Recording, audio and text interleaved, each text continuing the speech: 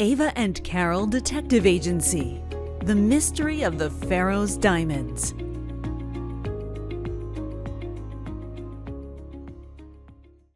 Ava and Carol made a big show of being excited about setting up the tent.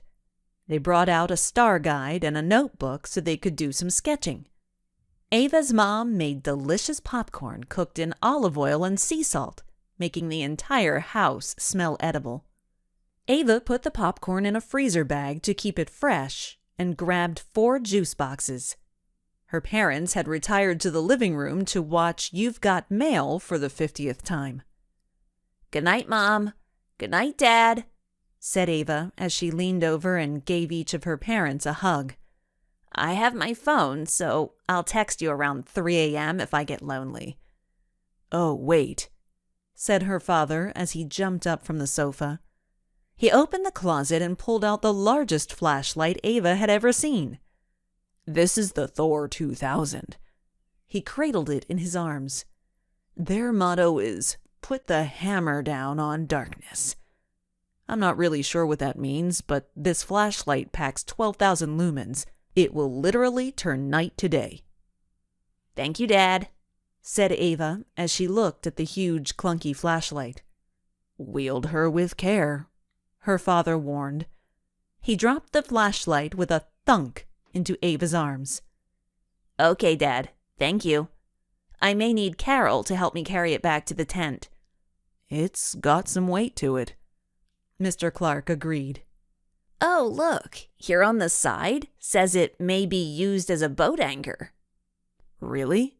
Oh, funny. You're messing with me." He leaned in and gave Ava a hug. "Have fun tonight. We'll leave one of the windows unlocked for you," he teased. "Make sure it's on the 2nd floor. I love a good challenge." "Will do," laughed Mr. Clark as he turned back toward the living room. "Love you," he called over his shoulder. "Love you too, Dad." Ava hurried over to help Carol, who was busy setting up the telescope. "Smart plan. Smuggling out the laptop with the sleeping bag?" she said. "Thanks," said Ava. "My parents are busy watching a romantic movie.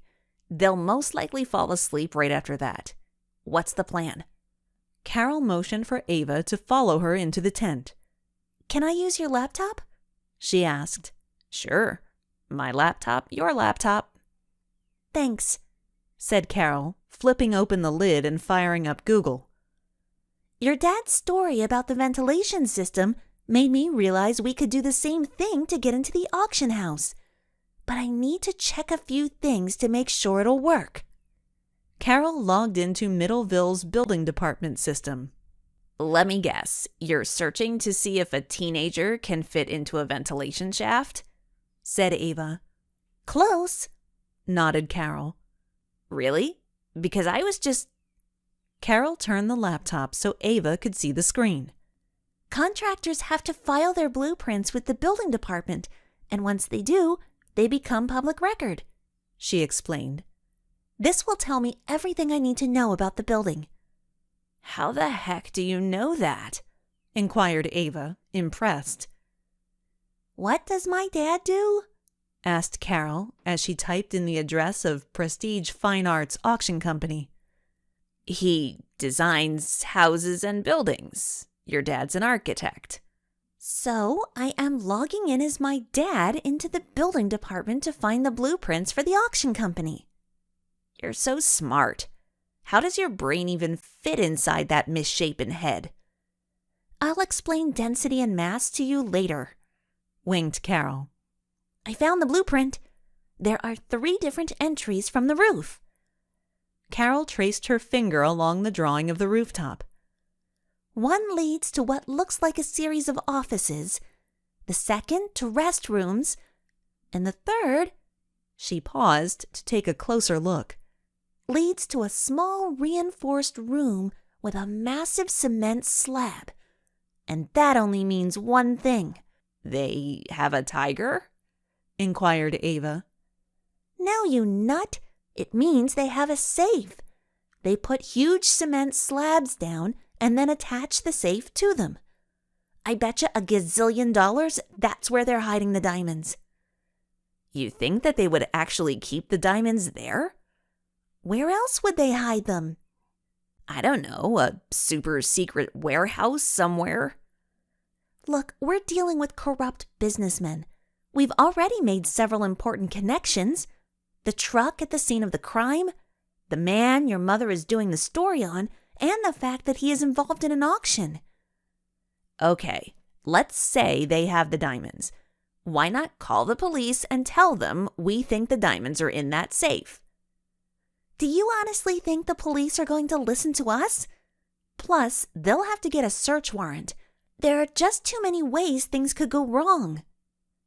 I always thought I was the one that would get us grounded for life. We're not going to get caught.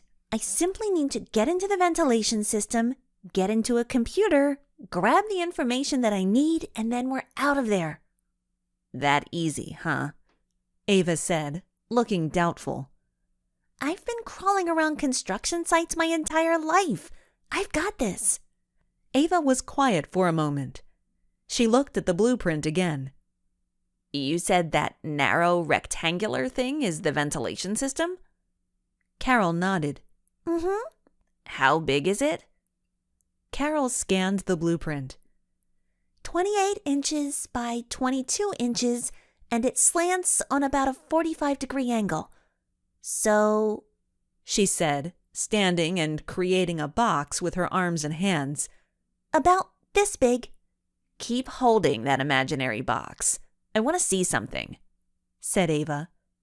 She ducked under Carol's arms, then stood up inside the virtual rectangle. That's a tight fit, said Ava, worriedly. Look, it's not going to be a problem, said Carol. I've helped my dad on tons of projects.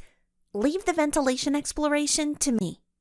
Ava wasn't about to put up an argument on that one. The building is 2 stories. How do you propose we get to the roof? Ava asked. I haven't figured that one out yet. They have a fire escape on the 2nd floor on each side of the building. We just need to be able to get to it, and it's about 12 feet off the ground. We also have to get there, said Ava, and it's like 6 miles away. Carol sat and thought. Rope? She suddenly blurted out.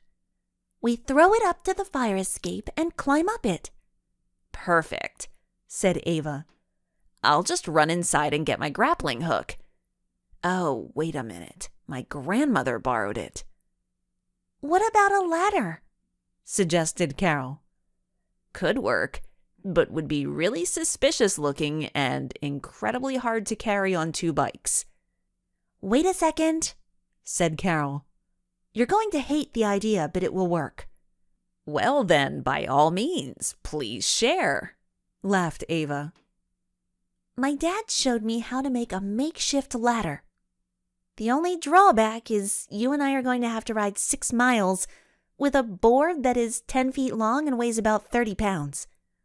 Enlighten me about this board you speak of, Ava said, narrowing her eyes. I'll do better than that. I'll show you. Carol smiled. Sounds like an adventure, smiled Ava excitedly. I have a great idea.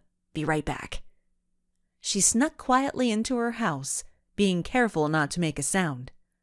While tiptoeing upstairs, she grabbed her backpack, her GoPro, and head strap. She paused as she left her room while whispering, I love you, Mom. I love you, Dad. She silently crept down the stairs and out the door. My great idea, said Ava as she pulled the GoPro from her backpack. Oh, that is an awesome idea. Okay, we need to get a few things from my dad's workshop. Come on. They then ran through the darkness down the street to Carol's house. All the lights were off except for the front porch and 2 large spotlights that illuminated the front of her dad's giant 2-car garage. From somewhere down the street, a deep, throaty woof, woof echoed through the night. The girls crept cautiously down the sidewalk. Carol motioned Ava to follow her as she opened the side door to the building. Carol flicked on her flashlight app, illuminating the interior of her father's workshop. The back of the building was filled with power tools, a giant drill press, a table saw, and lots of lumber. Carol searched through the stacks until she found the board she was looking for. "Here," she said, lifting the 10-foot-long board. "This will be the base of our ladder." They laid the board out in the yard beside the garage. Carol looked in her dad's scrap pile filled with small pieces of cut wood. She packed her backpack with half a dozen pieces. Then she grabbed 2 rolls of duct tape, a pair of pliers, an adjustable wrench, a flathead screwdriver, a Phillips head screwdriver, and a coil of rope. "Geez," whispered Ava. "Are you starting your own Home Depot?" "Trust me," said Carol thoughtfully. "We'll need this stuff." Ava watched as Carol took the blocks of wood that she had gathered from the scrap pile and duct-taped them one by one onto the 10-foot board. When she was done, she had 5 pieces of board placed about a foot apart down the length of the board. At the top, she attached a board horizontally, making the final addition look like a very tall T. She stepped back and admired her work. "This is how we're going to get to the top of the auction building." "Okay," said Ava. "Care to explain?" "Yep, it's a makeshift ladder. You lean this against the building, and the T at the top keeps it from wiggling back and forth. The small boards I taped on act as steps." "Big brain, you're brilliant," said Ava. "I'm impressed." "Thanks," laughed Carol.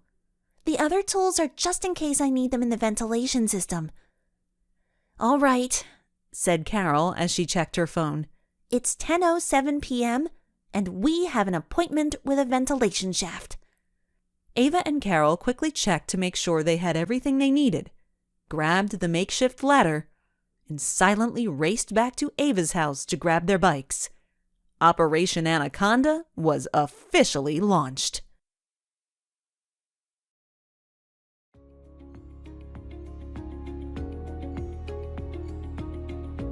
If you're enjoying Thomas Lockhaven's audiobook content, please like and subscribe. It's the best way to help out the channel.